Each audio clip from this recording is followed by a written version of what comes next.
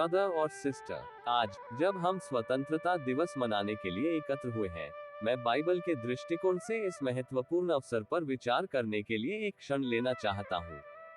स्वतंत्रता दिवस केवल राष्ट्रीय गौरव और उत्सव का दिन नहीं है, बल्कि यह हमारे लिए उन सिद्धांतों और मूल्यों को याद करने का भी अवसर है जो हमारा विश्वास हमें सिखाता है। आशा।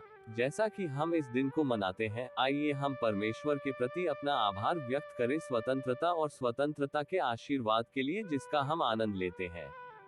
बाइबल हमें सभी परिस्थितियों में धन्यवाद देने की याद दिलाती है और आज हमें उस स्वतंत्रता की याद दिलाती है जो परमेश्वर ने हमें दी है।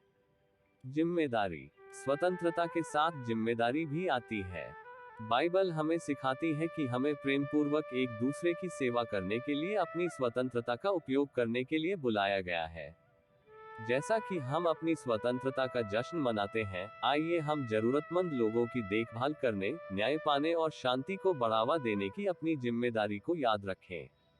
एकता। स्वतंत्रता दिवस एक ऐसा समय है जब हम एक राष्ट्र के रूप में एक साथ आते हैं, अपने मतभेदों को दूर करते हैं और जश्न मनाते हैं हमारे साझा मूल्य। बाइबल हमें हमारी पृष्ठभूमि या विश्वासों की परवाह किए बिना एक दूसरे के साथ एकता और सद्भाव में रहने के लिए प्रोत्साहित करती है। आइए याद रखें कि हम सभी परमेश्वर की छवि में बनाए गए हैं और समझ और करुणा के पुल बनाने का प्रयास करते हैं। आशा। स्वतंत्रता दिवस उस आशा की याद दिलाता है जो हमारे भीतर निहित है।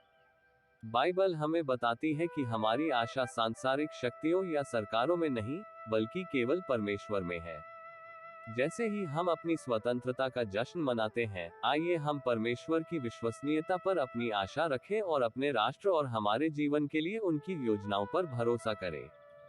निष्कर्ष में, जब हम स्वतंत्रता दिवस मनाते हैं, तो आइए हम स्वतंत्रता, जिम्मेदारी, एकता पर बाइबल के परिप्रेक्ष्य को याद रखें। और आशा। क्या हम अपने पास मौजूद आशीर्वादों के लिए आभारी हो सकते हैं? क्या हम अपनी स्वतंत्रता का उपयोग दूसरों की सेवा करने के लिए कर सकते हैं? क्या हम एकता और समझ के लिए प्रयास कर सकते हैं? और क्या हम परमेश्वर के अटूट प्रेम में अपनी आशा रख सकते हैं? परमेश्वर आप सभी को आशीर्वाद दे। आमीन।